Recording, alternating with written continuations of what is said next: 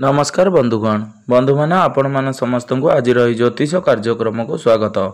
आज ज्योतिष कार्यक्रमटी मेष राशि व्यक्ति विशेष मान बहुत गुरुत्वपूर्ण अटे, बहुत खास अटे। कारण आपण मैंने थंबनेल निश्चिंत भाव में देखि सारी जे 2026 मसीहार प्रथम ही आपण जीवन में एक बड़ परिवर्तन आसवाई जाऊँगी, किछि धमाका होगापी जाऊँगी। तेबे यह पछरे कौन कारण रही से विषय आज भिडियो रे आमे माने विस्तार भाव में आलोचना करिबा। तो बंधु माने गोटे वर्ष रे 120 दिन एपरी होइथाए जेतेबेले देवता मनंकर गुरु देवगुरु बृहस्पति बकरी हो जाइथांती। तेबे आम राशि चक्र रे जो 12 गोटी राशि रहिछंती प्रत्येक राशि व्यक्ति विशेष मानकर जीवन रे एही 120 दिनर किछि बड़ परिवर्तन हेबा पई जाउछि। तेबे राशि चक्रर 12 गोटी राशि मध्यरु प्रथम राशि होची मेष राशि। तेबे बंधु माने आज भिडियो रे मेष राशि व्यक्ति विशेष मानक विषय रे चर्चा करिबा। तो एही जो 120 दिन रहुची जेतेबेले कि देवगुरु बृहस्पति बकरी हेउछंती, तो एही 120 दिन आपनक पई किपरि रहिबो, आपनक जीवन रे देवगुरु बृहस्पति किपरि प्रभाव पकाइबे, आपन को केते मात्रा रे शुभ फल प्रदान करिवे एवं केते मात्रा रे अशुभ फल प्रदान करिवे। एही 120 दिन मध्य रे आपन को जीवन रे कौन सब घटना मान घटिबो, केउ सब क्षेत्र रे देवगुरु बृहस्पति आपनकर सब परिवर्तन आनिबे। तेबे 11 नवेम्बर 2025 रु नै 11 मार्च 2026 मध्य रे जो समय रहिला एही समयटी आपनक पई बहुत गुरुत्वपूर्ण अटे। तो बंधु माने सर्वप्रथमे आपण माने जानि रखिबा उचित जे बकरी एवं मार्गी कौन। जेतेबेले कौनसी शुभ ग्रह बकरी होइथांती जे तांकर शुभत्व आहुरी बढ़ी जाइथाए एवं जेतेबेले कौनसी अशुभ ग्रह बकरी होइथांती तो सेतेबेले तांकर अशुभत्व आहुरी द्विगुणित हो जाइथाए। आमे अशुभ ग्रह भितरे राहु केतु एवं शनि को गणना करिथाउ एवं शुभ ग्रह मध्य सर्वप्रथमे आसीथांती देवगुरु बृहस्पति। तो देवगुरु बृहस्पति जेतेबेले बकरी हेबाकु जाउछंती तांकर शुभत्व रे वृद्धि हेबो। तेबे सबुठारु महत्वपूर्ण कथा हेउची आपनक कुंडलीर केउ भाव रे गुरु बकरी हेउछंती, कारण भाव मध्य अत्यंत गुरुत्वपूर्ण कथा अटे। कारण एपरि किछि भाव रहिथाए बा गृह रहिथाए जे गृह रे गुरु बकरी हेबा द्वारा अधिक शुभ फल प्रदान करिथांती एवं एपरि किछि गृह रहिथाए जेउठारे गुरु आपन को अशुभ फल मध्य प्रदान करिथांती। तेबे बंधु माने आसंतु विस्तार भाव में जानिबा जे एबे जो 120 दिन रहुची 11 नवेम्बर रु नै 11 मार्च 2026 पर्यंत आपन जीवन रे कौन सब बड़ परिवर्तन मान हेबाकु जाउछि। तेबे सेथिपई आपण माने भिडियोटी को स्किप न करी थरे मात्र शेष पर्यंत निश्चिंत देखंतु एवं भिडियोटी को गोटे लाइक करी चैनल को सब्सक्राइब कर दियंतु। आपणकर जदि मेष राशि होइथाए तेबे भक्ति एवं श्रद्धार सहित कमेंट बॉक्स रे जय महालक्ष्मी जय श्री जगन्नाथ अवश्य लिखि दियंतु। तेबे बंधु माने आपण माने जानि रखिबा उचित आमे ए वीडियो रे जे ज्योतिष चर्चा करूछे ताहा आपणकर जन्म राशि एवं चंद्र राशि उपरे आधारित अटे। आपणकर जीवन रे 100% कौन घटिबो ताहा आपणकर निजस्व जन्म कुंडली रु ही जणा पड़ी थाए। एहा हेउची ग्रह मानकर गोचरर स्थिति जहाँ प्रत्येक राशि व्यक्ति विशेष मानक उपरे किछि ना किछि प्रभाव पकाई थाए। किंतु आमे जदि 100% कथा कहिबा तो ताहा केवल आपणकर जन्म कुंडली रु ही जणा पड़ी थाए। तो आपण जदि आपणकर जन्म कुंडली को विश्लेषण करिवा पई चाहुचंती तो कमेंट बॉक्स रे निश्चिंत लिखंतु। तो बंधु माने सर्वप्रथमे आसंतु जानि नेबा बकरीर अर्थ कौन। तो बंधु माने आपण माने जानिथिबे प्रत्येक ग्रह निजर गति पथरे सूर्य को परिक्रमा करिथांती। प्रत्येक ग्रहंकर गोटे निजस्व गति पथ रही थाए, किंतु जेतेबेले पृथ्वी आसी कौनसी ग्रह को अतिक्रम करि थाए तो सेतेबेले एपरि प्रतीयमान होइथाए जेमिति कि सेही ग्रहटी ओलटा गति रे चालुछि, सेही ग्रहटी पछरे पड़ी जाइछि, किंतु वास्तव रे एपरि किछि होई न थाए। किंतु एही बकरी गतिटी आपणकर जीवन रे प्रत्येक राशि व्यक्ति विशेष मानकर जीवन रे एक बड़ परिवर्तन आनी थाए। तेबे बंधु माने आसंतु जानि नेबा आपणक जीवन रे केउ सब परिवर्तन आसीबा पई जाउछि। तो बंधु मैंने आपणकर चतुर्थ भाव में गुरु वक्री होगापाई जाउछंती। तो बंधु मैंने कुंडलीर चतुर्थ भावटी को बहुत गुरुत्वपूर्ण बोली माना जाए। चतुर्थ भावटी कुंडलीर केन्द्र होइथाए। यह बहुत ही शुभ स्थान होइथाए। यह समस्त प्रकार भौतिक सुखर स्थान होइथाए। आपणकर जमी प्रॉपर्टी समस्त प्रकार जानवाहन सुखर भाव होइथाए। आपणकर मांकर भाव होइथाए। जेतेबेले कौनसी ग्रह कौनसी भाव में वक्री होइथांती तो सही भाव सहित जड़ित प्रत्येक कार्य सह सही ग्रह बहुत अधिक भाव में निबिड़ हो जाइथांती। सही कार्य गुड़ी ग्रह पूरण करने पई अधिक चेष्टा करिथांती। जदि आपणकर कुंडली रे सही ग्रह अधिक मजबूत स्थिति रे थांती बा शुभ स्थान रे थांती तो सही क्षेत्र में आपन को बहुत अधिक शुभ फल प्राप्ति होइथांती। किंतु जदि ग्रह आपणक कुंडली रे अशुभ स्थिति रे रहिथांती बा अशुभ गृह रे रहिथांती तो आपन को यही सब क्षेत्र में अशुभ फल प्राप्ति होइथाए। तेबे आपणक पई खुशीर कथा हेउची आपणक कुंडलीर चतुर्थ भाव में गुरु उच्चस्थ अछंती। चतुर्थ भावटी शुभ एवं गुरु मध्य चतुर्थ भाव में उच्चस्थ अछंती। यह व्यतीत गुरुंकर दृष्टि आपणकर दशम भाव एवं अष्टम भाव एवं आपणकर द्वादश भाव उपर को रहुची। गुरुंकर सप्तम दृष्टि आपणकर दशम भाव उपरे एवं पंचम दृष्टि आपणकर अष्टम भाव उपरे एवं गुरुंकर नवम दृष्टि आपणकर द्वादश भाव उपर को रहुची।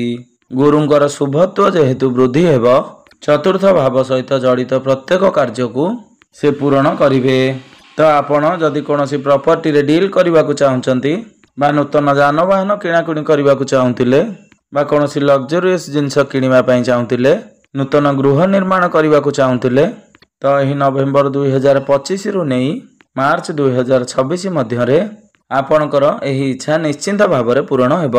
एही 120 दिन मध्य आपण कोनोसी नूतन जानवाहन किणाकिणी करिपारंती, नूतन गृह निर्माण करिपारंती, कोनोसी प्रॉपर्टी आपण किनि पारंती, निजर घर पई कोनोसी लग्जरियस जिंस किणाकिणी करिपारंती।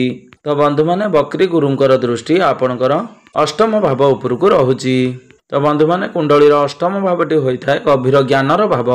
तो आपणक मध्यरे गभीर ज्ञान बढ़िबो। आपणक मध्यरे धार्मिक भावना जागृत हेबो। आपणक मध्यरे मैच्योरिटी लेवल बढ़िबो।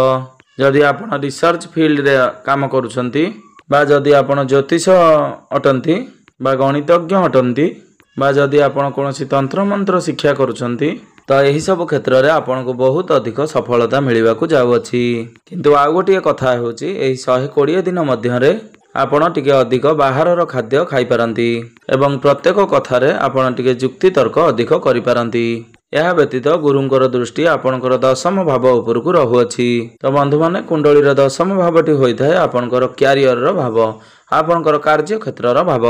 तो निश्चिंत भाव में आपणकर क्यारियर रे बहुत भल परिवर्तन आसीबो।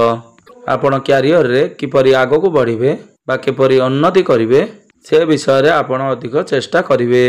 हुए तो आपण को आपणकर कार्य क्षेत्र रे पदोन्नति मिली पारे, आपणकर दरमा रे वृद्धि होई पारे।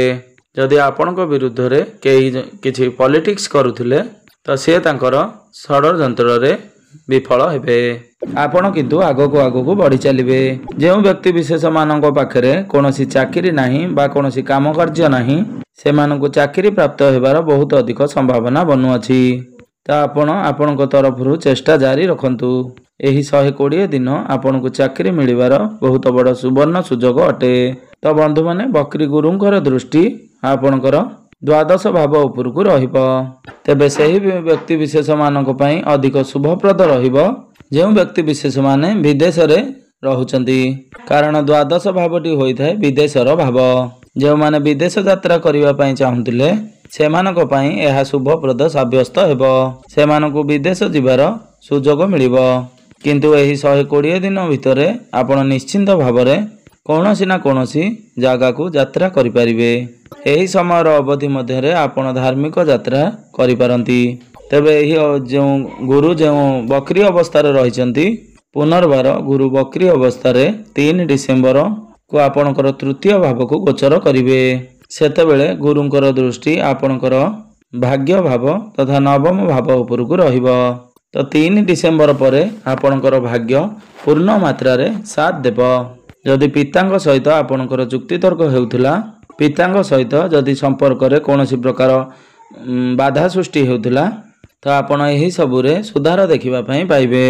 आपनको आपणकर पितांकर समस्त प्रकार सहाय्य सहयोग प्राप्ति हेबो। जदि आपणकर पिता कोनोसी प्रकार बिजनेस करूछंती तांकर बिजनेस रे ग्रोथ आसीबो। जो माने उच्च शिक्षा करिबा पई चाहुचंती सेमानक पई शुभ समय आरंभ होई जिवो। तो 3 डिसेंबर परे आपण कोनोसी उच्च शिक्षा करिबा पई दूर यात्रा करि परंती। तो कहवा को गले 2026 रो आरंभ समय ठारू ही विद्यार्थी मानक पई बहुत भल समय रहिबो। जेतेबेले देवगुरु बृहस्पति आपनकर तृतीय भाव रे चलन करिवे तो 3 डिसेंबर रु नै 11 मार्च मध्य रे आपण कोनोसी ऑनलाइन काम स्टार्ट करि परंती। कारण तृतीय भावटी होई थाए ऑनलाइन रो भाव। एही समय रे आपण छोट छोट यात्रा मध्य करि परंती ताहा आपनक पई लाभप्रद साब्यस्त हेबो। तेबे तृतीय भाव रे रही बृहस्पति आपनकर एकादश भाव एवं सप्तम भाव को दृष्टि देबे। एही समय रे जे व्यक्ति विशेष मानकर विवाह होई नाही बा विवाह बयस होई जाइथिले मध्य जदि आपनकर विवाह होई पारु नथिला तो यही समय रे आपनकर गृह को विवाह प्रस्ताव मान आसी पारे एवं आपनकर विवाह मध्य स्थिर होई जिवो। तो जेतेबेले गुरु बकरी होई थांती तो हठात सही व्यक्ति विशेष मानकर जीवन रे एक नूतन परिवर्तन आसी थाए एवं आपण मध्य आपनकर जीवन रे निश्चिंत भाव रे लक्ष्य करिवे एवं आपनकर जीवन रे परिवर्तन आसीछि कि नाही ताहा आपण कमेंट बॉक्स रे निश्चय भाव रे जणाइबे। तो बंधु माने जदि आपण कोनोसी छोट मोट बिजनेस करिवा पई चाहुचंती तो 3 डिसेंबर पर ठारू आपण मानक पई समय बहुत भलो रहिबो। जदि आपणकर ट्रैवलिंग रो काम रहुची बा ऑनलाइन रे आपण काम कार्य करूछंती तो 3 डिसेंबर रु नै 11 मार्च मध्य रे आपण सेही सबुरे अधिक ग्रोथ देखिबा को पाइबे। एही समय रे आपण आपणकर गृह रे कोनोसी शुभ मंगलिक कार्यर आयोजन करि पारंती। एही समय रे आपण काहाको सहाय्य सहयोग करि पारंती। सामाजिक कार्यकलाप रे योगदान करिवे। एही समय मध्य रे आपणकर जे सब कार्य अटकी रहितिला सेही सब कार्य आपणकर आगो को बढ़िबो। आपणकर फाइनेंशियल ग्रोथ मध्य हेबो। तो बंधु माने गुरु हेउचंदी आशीर्वादर ग्रह। तो गुरु जेतेबेले बकरी हेउ जिवे सेतेबेले आपण देखिबे आपनको संपूर्ण भाव रे परिवारर सपोर्ट मिलिबो। आपनको गुरुजन मानक ठारू आपनको आशीर्वाद प्राप्ति हेबो। तो बंधु माने यहा थिला एही 120 दिन मध्य रे गुरुंकर आपनको जीवन रे केउ सब बड़ परिवर्तन मान आनिबा को जाउछंती। तो आमे जदि देखिबा को जिबा आपण प्रत्येक क्षेत्र रे गुरु आपनको शुभ फल देबा पई जाउछंती। आपनको जीवन रे गोटे बहुत भलो सकारात्मक परिवर्तन हेबा पई जाउअछि। तो बंधु माने एबे आसंतु जानि नेबा किछि उपाय विषय रे जे उपाय गुडी को करबा द्वारा आपनकर जे सब अशुभत्व रहउछि से गुडी को खंडन होई आपनको शुभ फल प्राप्ति हेबो। तो बंधु माने जेहेतु आपनको कुंडली रे वर्तमान शनि 7.5 चालू अछि शनिकर एही अशुभत्व को कम करबा पई एवं शुभत्व को वृद्धि करबा पई आपण प्रत्येक दिन शनिकर बीज मंत्र रो जप 108 थर अवश्य जप करंतु। यह सहित आपण प्रत्येक दिन हनुमान चालीसा रो जप अवश्य करंतु। यह व्यतीत आपण प्रत्येक दिन उदित सूर्य को तांबा पात्र रे जलार्घ्य अर्पण करंतु। तो बंधु माने आपणकर जीवन मंगलमय हेउ एहा ही ईश्वर निकट रे